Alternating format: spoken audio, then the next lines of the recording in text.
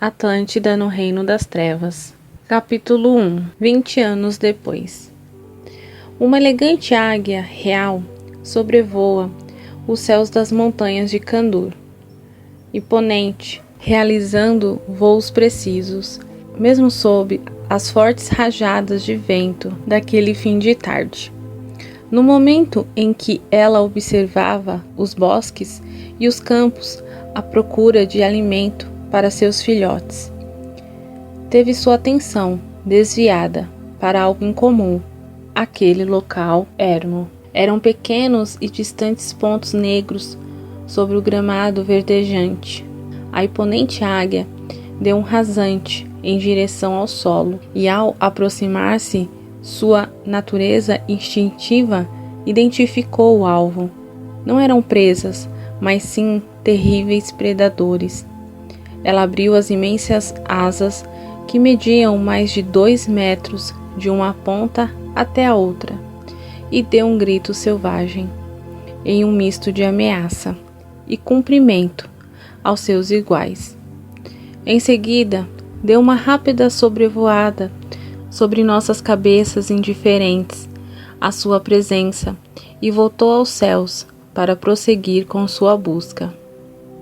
Mas, lá em cima, ainda continuou observando aqueles 3 homens vestindo roupas negras, as tradicionais capas dos magos negros atlantes, preta por fora e escarlate por dentro, que pareciam asas semelhantes às suas sendo agitadas ao vento.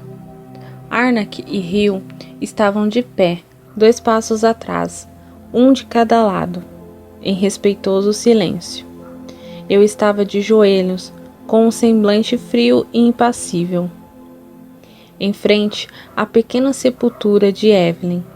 Somente as lágrimas que desciam lentamente pelo meu rosto denunciavam meus sentimentos, mas eram rapidamente dissipadas pelo forte vento que desalinhava nossos longos cabelos louros e secava o pranto que não condizia com a natureza de seres insensíveis como nós. Evelyn tinha sido sepultada dentro da bolha dimensional criada por Atonis para evitar que os atlantes guerreiros importunassem o projeto de preparar dignos cidadãos para migrarem rumo ao mundo primevo e lá manterem vivos os conhecimentos e a sabedoria de nosso povo, conforme já relatado no livro Atlântida no Reino da Luz. Como eu não tinha mais acesso àquela esfera superior, sofri por não ter como visitar o local de repouso de minha falecida esposa. Porém, algum tempo depois, tive uma grande surpresa. O local onde ficava a sepultura e aonde estávamos naquele momento tinha sido retirado da área de proteção, ou seja, havia descido para a dimensão natural de Atlântida, permitindo que eu realizasse minhas orações aos pés do túmulo de Evelyn. Certamente meu pai percebeu minhas visitas e quis dar-me esse consolo. 20 anos havia se passado desde a sua morte, mas jamais deixará de visitar periodicamente aquele local que simbolizava o fim de nossa união neste mundo. Éramos muito esclarecidos com relação à sobrevivência do espírito, principalmente por nossa família. Eu sabia que ali encontraria tão somente os restos mortais da adorada consorte. Talvez nem isso, pois sua morte por desintegração atômica deve ter facilitado em muita natural metamorfose biológica no transcorrer daquelas 2 décadas. Ali havíamos enterrado algo mais residual do que cinzas humanas. Entretanto, eu necessitava de uma ligação, uma forma de senti-la perto de mim, e assim prestar-lhes minhas homenagens. No entanto, minha passagem para o lado negro terminou por afastá-la definitivamente. Eu não sentia mais sua presença espiritual em momento algum, algo que era bem fácil para os antigos atlantes. Lembro-me de que durante os melhores anos de nossas vidas Conseguíamos inclusive conversar telepaticamente a milhares de quilômetros de distância. Agora isso já não era mais possível, pois estávamos em sintonias espirituais muito diferentes. Em meio às minhas reflexões, sentia que Arnak estava impaciente. O irrequieto amigo desejava voltar logo à capital, mas respeitava minha demora. Naqueles dias, precisávamos estar mais unidos do que nunca. Nossas forças conjuntas com o Vril forneciam-nos relativa segurança. Sozinhos, corríamos graves riscos. A luta havia se tornado mais intensa. E como nossa posição era dupla, Gadeir parecia estar sempre nos espreitando, com intenções perigosas. Além disso, estávamos nas montanhas de Kandur, na Atlântida Oriental, ou seja, nos domínios de Atlas. Arnak preocupava-se principalmente com o encontro inesperado com Nereu, irmão de Ariane, uma das vítimas das paixões desenfreadas do confuso amigo. Sim, muitas coisas aconteceram depois que assumi meu lado sombrio e defini minha posição na guerra. Na verdade, uma posição pouco clara. Arnak, Rio e eu estabelecemos um triângulo fechado, uma união de interesses próprios, conforme o pacto que selamos no dia em que vesti a sinistra capa preta dos magos atlantes pela primeira vez. E algumas vezes apoiávamos as diretrizes de Gadeir, que reinava soberano sobre o exército da raça branca. Em outras, realizávamos um jogo duplo, causando surpresa em Atlas e em seus seguidores da raça vermelha. Em diversas oportunidades, fomos repreendidos por Gadeir, por colocarmos nossos interesses pessoais acima daquilo que o grupo defendia. Não foram poucas as ocasiões nas quais o chantageamos em momentos críticos da batalha, com a intenção de obter poder e riqueza. E também não foram poucos os dias em que ele desejou nossa morte.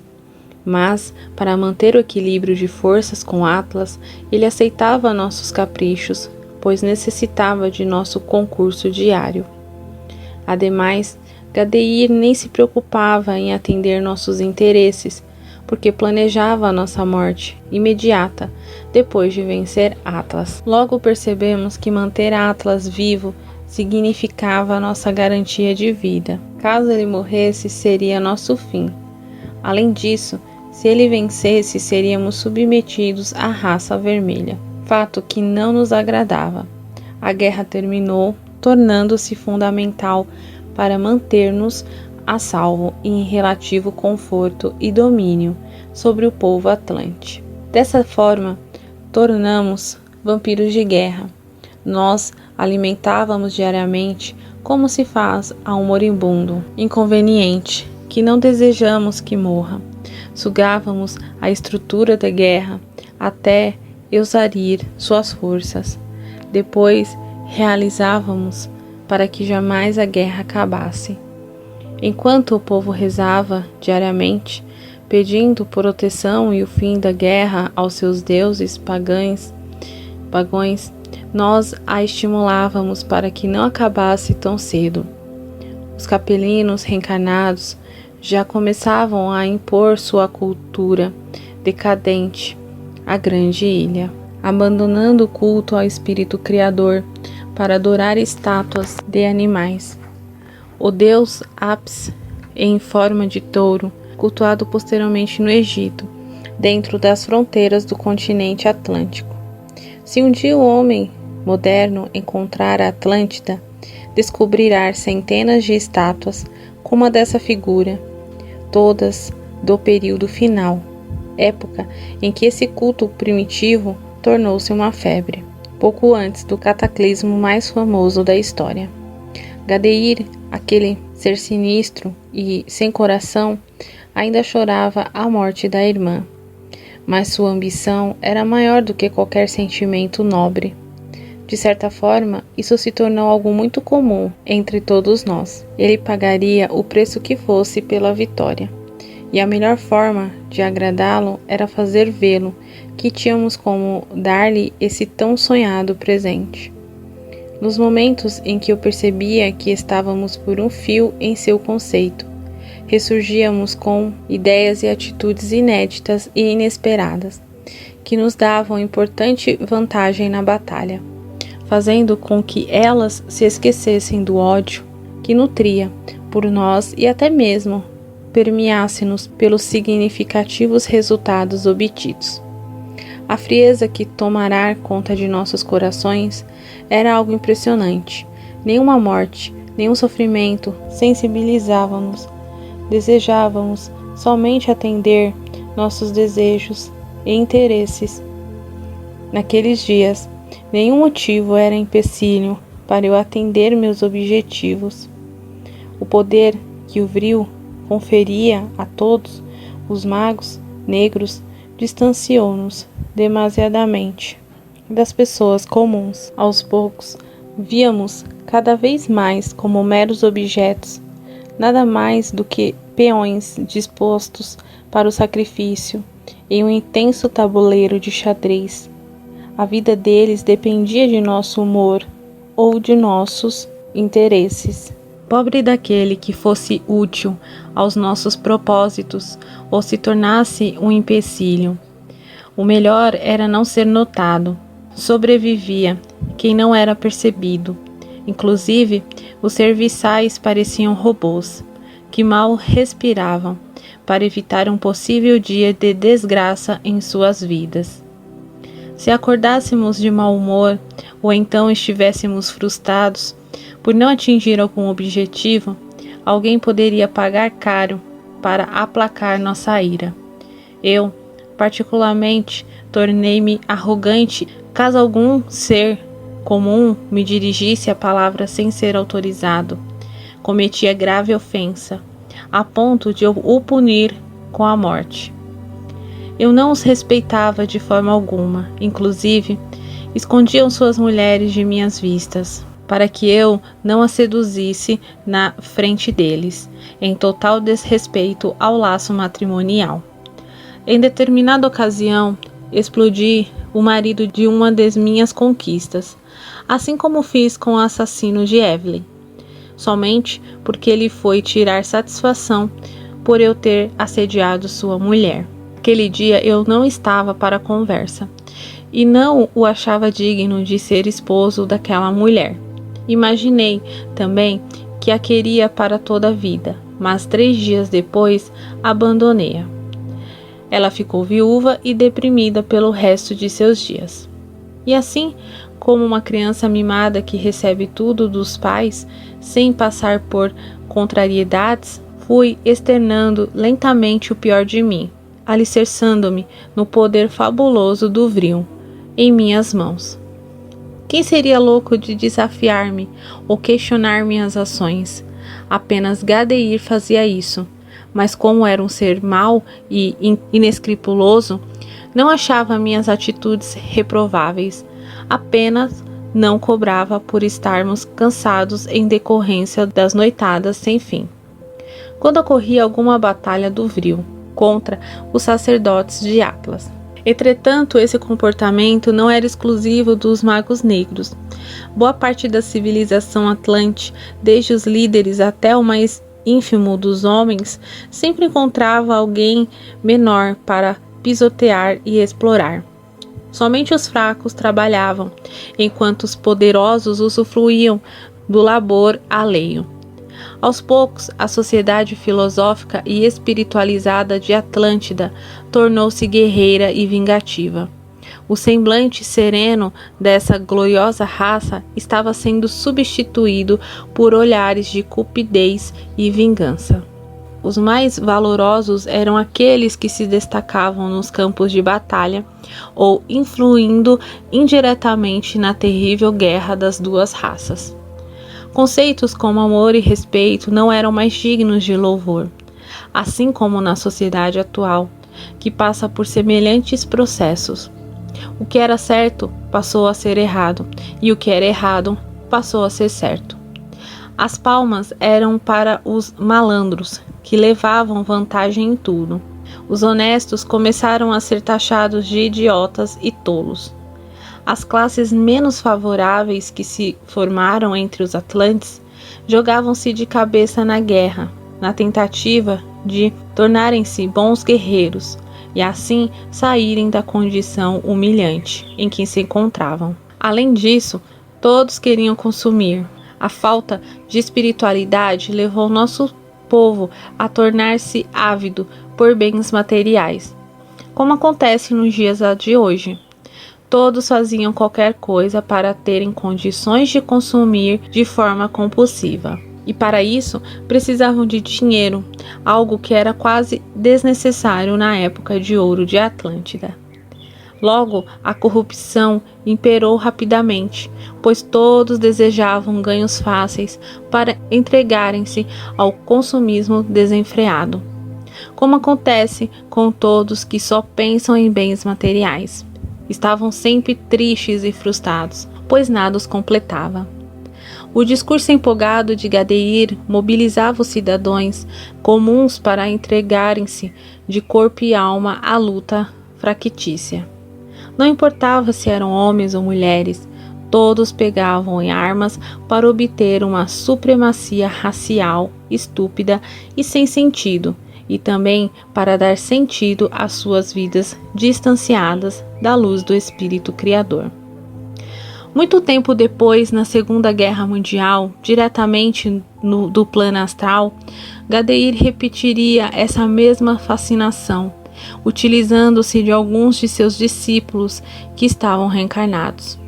Eles foram instrumentos das sombras para tentar repetir o horror do passado. Por esse motivo, o ódio racial foi tão intenso por parte do partido nazista. Mais uma vez, Gadeir tentou impor a raça ariana como a perfeita e eleita por Deus, desdenhando as demais e procurando exterminá-las. Onde estavam a sabedoria e o bom senso atlante? Almas impuras agora dominavam o cenário político da terra de Poseidon. Nada mais de bom poder-se-ia esperar. O governo é um reflexo de seu próprio povo. Enquanto isso, eu arrastava Arnak e Rio para uma rebeldia difícil de explicar. Eu odiava aquela guerra estúpida, mas parecia que desejava cada vez mais que ela ganhasse força para destruir tudo e todos. Eu jamais me esquecerá dos alertas de meus pais sobre o fim trágico de Atlântida, e como tudo indicava para esse caminho. Eu fazia questão de colaborar para o desfecho sinistro. Eu tinha literalmente o desejo de ver o circo pegar fogo. Falava para meus amigos que nosso destino era morrermos engolidos pelo apocalipse que fatalmente correria. De forma nenhuma poderíamos ser derrotados antes da grande batalha que ocorreria contra o Espírito Criador. Eu lhes dizia também que esse era um motivo mais importante para arrastarmos a guerra pelo tempo que fosse necessário. Nós deveríamos contribuir decisivamente para a vitória de Gadeir, somente quando surgisse no céu a estrela de fogo, que era o asteroide que meus pais sempre comentavam que se chocaria contra Atlântida no dia derradeiro.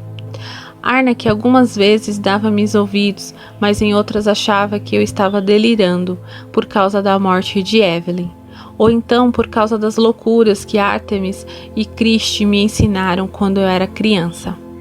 Já Rio sorria e dizia de forma irônica, com as mãos na cintura: o que gosto em Andrei é que ele não perde as melhores batalhas.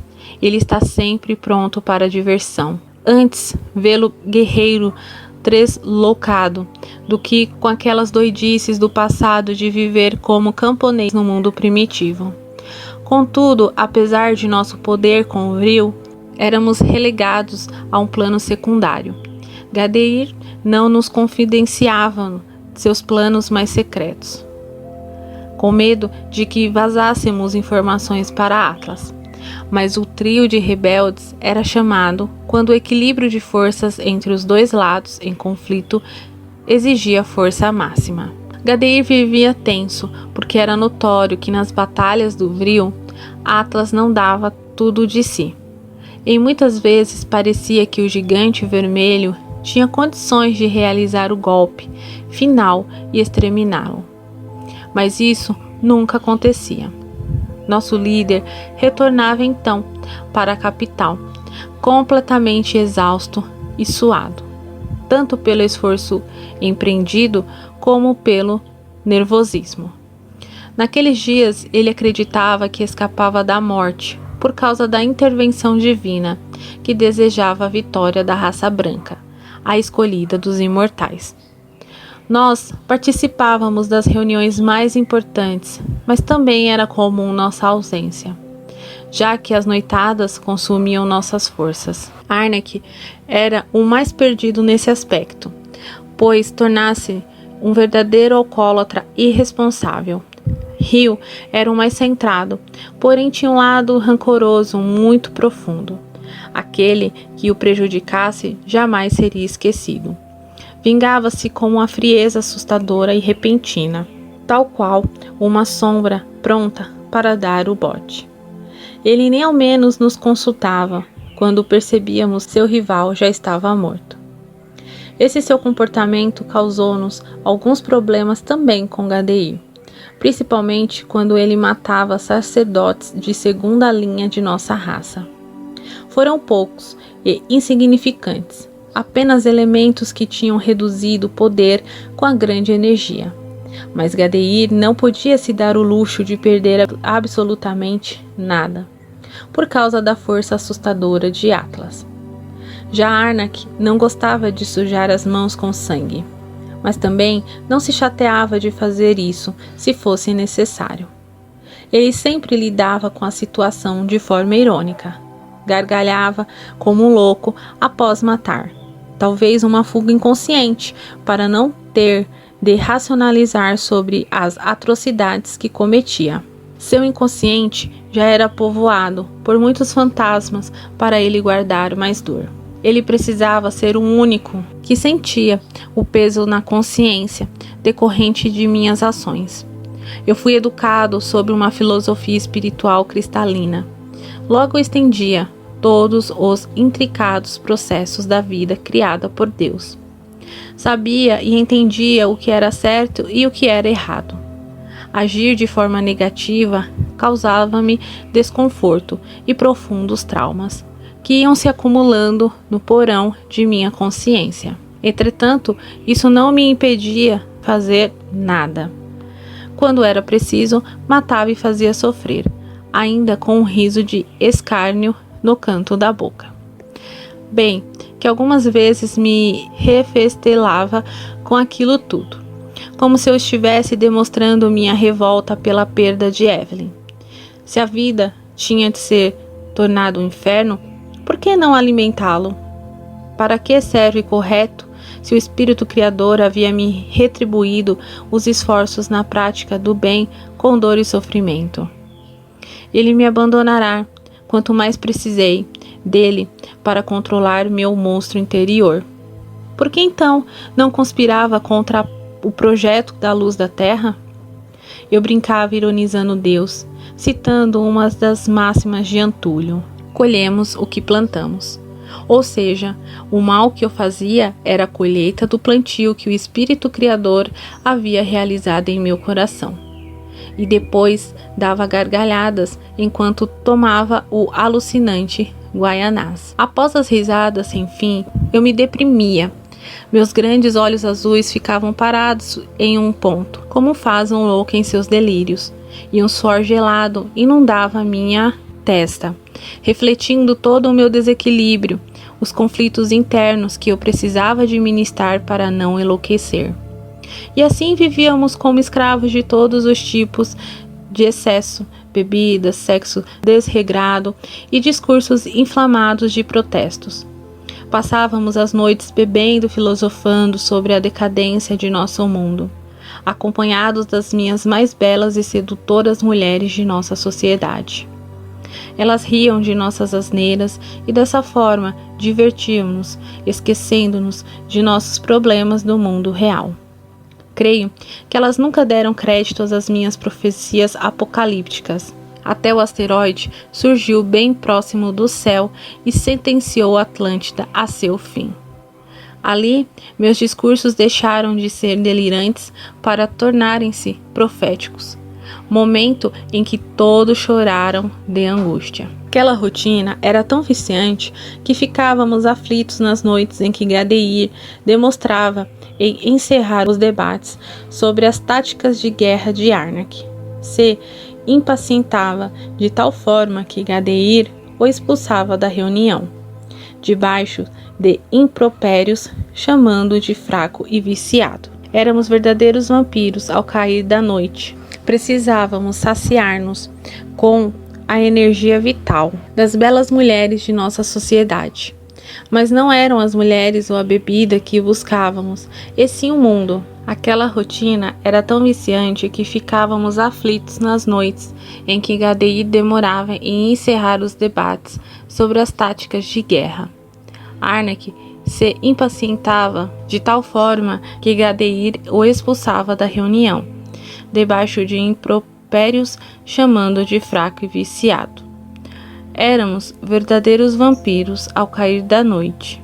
Precisávamos saciar-nos com a energia vital das belas mulheres de nossa sociedade. Mas não eram as mulheres ou a bebida que buscávamos, e sim um mundo de ilusões para fugir de nossos compromissos espirituais e de nossa dor. Electra, a assassina de Evelyn, terminou não obtendo o que desejava. Ela acreditava que, cometendo seu crime hediondo, conquistaria meu amor. Com o passar do tempo, caso eu jamais viesse a descobrir que ela fora responsável pela tragédia ocorrida na Grande Pirâmide, que mudou drasticamente meu destino. Em meus delírios, ela imaginou que eu lhe devotaria o mesmo amor que dedicará a Evelyn. Para a ilusão de sua parte, eu apenas nutria por ela uma aparente e injustificável aversão. Minha intuição me dizia para rejeitá-la, apesar de todo o jogo de sedução que ela se empenhava em realizar. É óbvio que em algumas noites eu cedia aos apelos daquela mulher atraente, mas não somente por estar em estado alterado de consciência pelo consumo abusivo de guaianás. Nós transávamos intensamente. Eu a levava a um estado de êxtase jamais sentido por ela, o que era intensificado por sua paixão por mim. Contudo, no dia seguinte, apesar de sua beleza, agia como se ela nem existisse.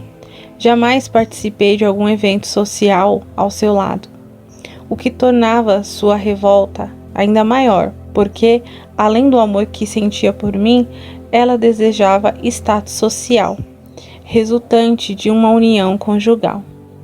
Ela sonhava também em ter filhos comigo, para que eles fossem herdeiros da grande linhagem dos sacerdotes do Sol. Nada disso aconteceu. Esses 20 anos de desprezo e desinteresse da minha parte haviam-na destruído. Ela envelhecerá rapidamente para uma Atlante e me acusava de tê-la iludido por todos aqueles anos. Somente as mulheres que se amam verdadeiramente e são bem resolvidas entregam-se sem esperar nada em troca. Aquelas que se acham injustiçadas e abandonadas normalmente são as que entram em uma relação mais para sugar do que para doar seu amor. Geralmente terminam sozinhas e abandonadas, assim como Electra. Durante as noites amarguradas em que vivia abandonada por causa desta insana obsessão por mim, realizava funestos rituais de magia negra para vingar-se, apenas mais um pouco, das minhas cargas negativas que viriam pesar em meus ombros por causa dessa triste página da história de minha vida imortal. Todavia, o que mais a enlouquecia era que Arnak, Rio e eu não envelhecíamos. Ela sabia que isso tinha algo a ver com alguma fonte de energia da Grande Pirâmide. Os boatos que corriam pela sociedade eram de que após as noitadas corríamos como vampiros para o grande catalisador energético e lá dormíamos, dentro de câmeras especiais de rejuvenescimento até altas horas da manhã. E isso era verdade. Tanto era que Arnak, sempre vaidoso, tornava-se obcecado por esse ritual.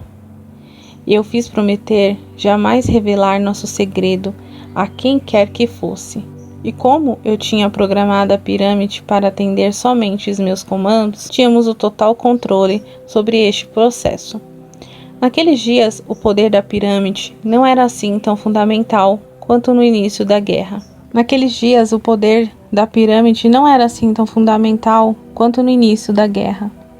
Novas formas de manipular o vril tinham sido desenvolvidas para evitar a escassez do fluido cósmico universal, programado pelos Atlantes da Era de Ouro, antes de partirem ou serem assassinados pelos Atlantes capelinos. Muitos morreram, calaram-se, sem revelar o que estava acontecendo na atmosfera atlântica para o vril desaparecer sem causa aparente. Alguns sacerdotes dessa era simplesmente afirmavam que a maldade dos novos Atlantes é que fez a grande energia abandonar-nos. Mas Gadeir não acreditava nesta resposta. O líder da raça branca os eliminou e depois passou a preocupar-se mais em dominar o Sol Negro e as bombas magnéticas do que se preocupar com a pirâmide Atlante. Era necessário agregar mais poder e ele sabia que o poderoso catalisador energético já estava no limite do que poderia fornecer. Electra suspeitava desse poder rejuvenescedor e me amaldiçoava, ainda mais por não compartilhar com ela essa maravilhosa fonte da juventude, que além de manter-nos conservados, tinha a capacidade de obstruir qualquer processo enfeitiçado em nossos corpos físicos. Além da longa mocidade, seríamos saudáveis por tempo indefinido. Era o verdadeiro elixir da longa vida. Simplesmente decidimos que Electra não merecia ser preservada do envelhecimento e jamais revelamos isso a ela. Não éramos generosos. O que era nosso não deveria ser de mais ninguém. Somente meus irmãos recebiam qualquer benefício que estivesse ao meu alcance, e eles faziam o mesmo por mim. Vivíamos para nossos egos, não éramos deliberadamente maus. Tudo acontecia segundo algum propósito. Praticávamos o mal, mas para atender nossos propósitos, jamais por sadismo ou perseguição infundada. Não agredíamos gratuitamente, mas éramos intolerantes, com servidores indisciplinados. Estávamos no topo da escala hierárquica. Como eu já disse, tratávamos como iguais somente quem dominava o vril. O resto da população deveria prestar-nos reverência e dirigir-se a nós somente quando autorizado. Vingança, sim. Jamais poderemos negar esse sentimento anticrístico. Porém, nós não considerávamos justiceiros. Por que motivo Deus não teria dado tanto poder se não fosse para realizar justiça, colocar ordem no caos? Tanto na matéria como depois, fora dela, alegávamos que o Espírito Criador não se interessava por almas que viviam distanciadas das virtudes crísticas. Logo, cabia aos sacerdotes atlantes administrar aquela esfera desprezada pelo Todo-Poderoso. Pertencíamos ao mundo das sombras e precisávamos regê-lo. Eu vivia a ilusão de crer que tinha um controle total sobre a situação. Na verdade, era apenas uma forma de tentar dominar o sentimento de insegurança que nasceu em mim com a perda da Evelyn. Eu acreditava poder restabelecer a ordem, a fazer com que todos seguissem minhas diretrizes. Mas quem era eu, além de mais um perturbado e perdido em seus próprios conflitos? Como eu poderia colocar ordem em Atlântida se minha vida era uma sucessão de tormentos e dúvidas? Eu vivia uma vida desregrada e acreditava que poderia, em determinado momento, fazer nossa civilização perceber que deveríamos retomar os bons valores de outrora. Mas como crer em bons valores se meu comportamento diário estava longe de ser um exemplo de dignidade, assim como era os dos meus pais? Minha alma em conflito vivia entre a luz e as trevas, como sempre, balançando sobre o abismo, vivendo no fio da navalha. Em alguns dias eu acordava envolta em luz por ter recebido instruções no plano astral superior, com o objetivo de corrigir meus erros. Dirigia minhas reuniões com os líderes da raça branca com propostas de paz e entendimento. Mas ao chegar lá, eu me irritava com a hipocrisia e a vileza de meus pares. Em poucos minutos, eu me esquecia dos ensinamentos de luz e entrava na mesma frequência destrutiva na cúpula do poder do continente atlântico, que caminhava dia após dia para seu terrível destino. Ao ódio, eu revidava com revolta. Desejava a luz, mas não era tolerante com as trevas. Logo, não conseguia me desligar dos sentimentos negativos que escravizavam minha alma. Perdido nesses pensamentos e ajoelhado em frente à sepultura de Evelyn, eu percebi, mais uma vez, a impaciência de Arnak. Erguia-me colocando a mão em seu ombro e dizendo-lhe com um tom amigável: "Só mais um pouco, meu grande amigo, já partiremos." Ele fez um sinal de concordância enquanto eu caminhei em direção a uma região mais arborizada do cume daquela montanha. O vento castigava minha capa negra, que se agitava como uma bandeira no topo do mastro. Lembrei-me da chegada dos primeiros grupos de alunos àquele ponto alto das montanhas.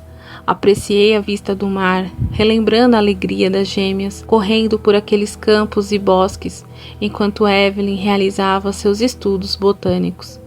Em uma época em que o clima não era tão severo quanto naqueles novos tempos. As vibrações densas da nova geração de Atlantes desciam o nível vibracional de todo o continente, dia a dia, levando-nos a conviver com intempéries semelhantes às do mundo primevo. Recordei-me também da satisfação estampada no rosto de meu pai, Átonis, filho do sol, no dia em que inaugurou o templo das montanhas de Kandur, de forma segura e serena, mantendo a esperança da humanidade. Ele abraçava os jovens com um sorriso no rosto e sonhava que talvez aquele grupo selecionado pudesse retornar à própria região urbana de Atlântida e recuperar os valores perdidos, em vez de ter de fugir do cataclismo para civilizar o mundo primevo como a última geração honrada da grande ilha. Eu sacudi a cabeça e falei para mim mesmo: "Sinto, meu pai, somos piores que lobos, somos chacais à espera de uma vítima. Jamais poderíamos viver nesse mundo encantado que você idealizou. Somos almas impuras, indignas de tal bênção." Naquele instante, perdida em meus pensamentos, senti uma vibração especial. Alguns passos adiante, meu coração não poderia estar me enganando. Caminhei em direção a uma árvore frondosa que se destacava das demais por sua imponência e fiquei com o olhar fixo em determinado ponto. Eu nada podia ver, mas sabia quem estava ali, em outro nível dimensional, dentro do portal que meu pai havia criado para o seu grupo de alunos. Ali era a colônia de Kandur, e eu sentia a presença de Artemis e das meninas. Sabiam que estavam ali, tinha certeza disso. Sim, e elas estavam naquele mesmo local onde eu fixara meu olhar. Lua deu um passo à frente e afirmou com sua voz rouca e sensual, carregada de emoção decorrente da forte impressão: "Minha mãe, Andrei, pode nos ver. Ele está olhando para mim. Ele pode sentir-nos, tenho certeza." Artemis deixou correr uma serena lágrima e disse: "Ele não pode nos ver, mas sente nossa presença. Andrei sabe que estamos aqui, neste exato local. A ligação que temos com ele ainda é muito grande." Só correu até o lado da irmã e segurou firmemente sua mão. Ambas ficaram olhando-me nos olhos, sem respirar. Enquanto isso, eu caminhei lentamente como um cego, tentando utilizar os demais sentidos para melhor captar a presença que tinha atraído minha atenção de forma tão especial. Rio e Arnak notaram meu estranho comportamento e perguntaram preocupados se estava tudo bem comigo. Eu os tranquilizei com um gesto e pedi que aguardassem em silêncio.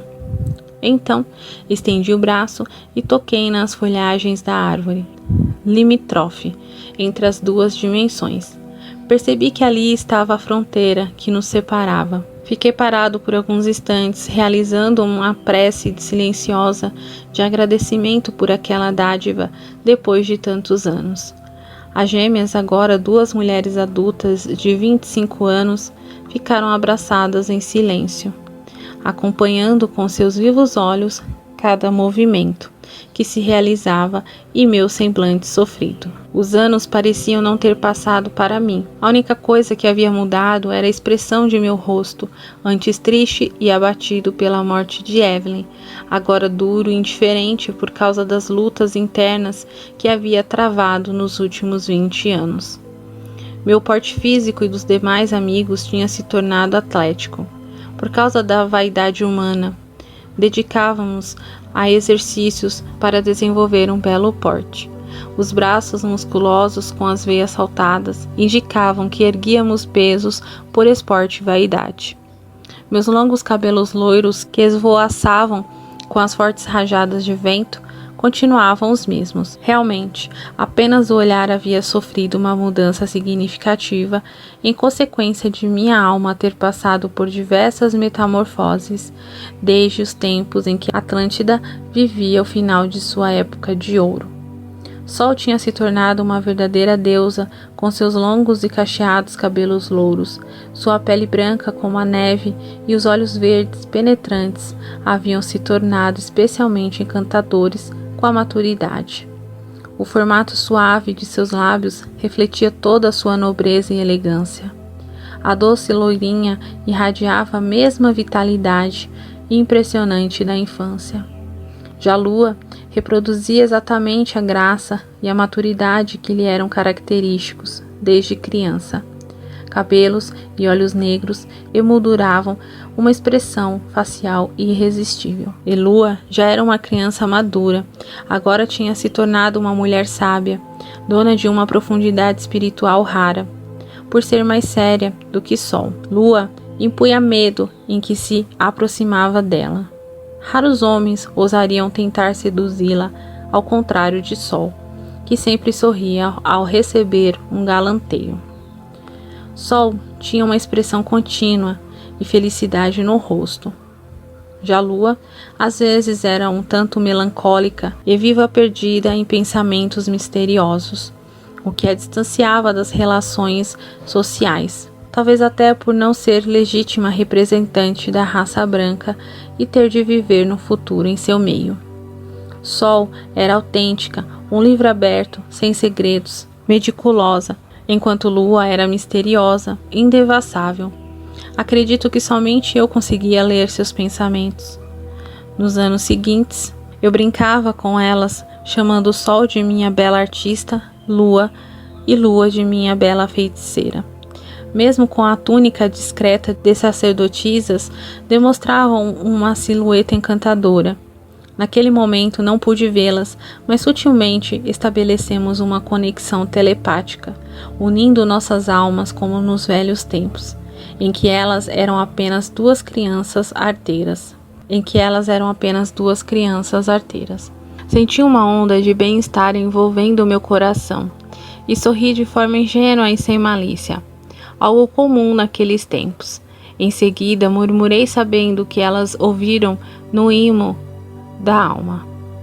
Que saudades de minhas capetinhas. Lua colocou a mão no peito, externando toda a sua saudade, e Sol deixando escorrer lágrimas abundantes dos olhos. O sorriso delas invadiu minha alma, e eu retribuí serenamente, algo pouco comum em todos aqueles anos, desde a morte de Evelyn. Enquanto eu me divertia em um mundo ótimo, incompreensível aos amigos, percebi que eles se dirigiam para a nave que nos trouxerá até as montanhas de Kandur. Eu então encostei minha mão nos lábios e soprei um beijo carinhoso em direção às meninas. Em seguida, girei sobre os calcanhares e corri até o veículo, que já se preparava para partir. Naquele momento, eu não notei nem mesmo Ártemis, mas as gêmeas ficaram profundamente envolvidas emocionalmente. Rapidamente, retornamos à capital de Poseidones e me dirigi para meus aposentos. Naqueles tempos de guerra, os sacerdotes do primeiro escalão viviam em um grande edifício administrativo em amplos apartamentos luxuosos que tinham piscinas e sauna privada. Era importante estarmos sempre juntos e a postos caso fosse necessário rebater algum ataque massivo dos sacerdotes de Atlas. Passei com passos rápidos pelos guardas que vigiavam a entrada de meus aposentos. Joguei a capa em um divã, tirei a roupa e dirigi-me para a ampla banheira de hidromassagem, que dava vista para o bosque. Pouco depois, várias mulheres, entre as mais belas de Atlântida, vieram banhar-me. Não eram servas, e sim mulheres nobres da sacerdote Atlante, que faziam qualquer coisa para estarem ao lado dos grandes sacerdotes do Vril. Certamente, eu escolhi as mais belas e interessantes para me fazerem companhia. Mas naquela noite, eu não queria conversar. Estava perdida em meus pensamentos. Elas imaginaram que se tratava dos problemas da guerra, mas minha mente estava focada em minhas queridas gêmeas, que eu não via fazia tanto tempo. Uma saudade profunda se apossou de meu espírito e me deixou nostálgico.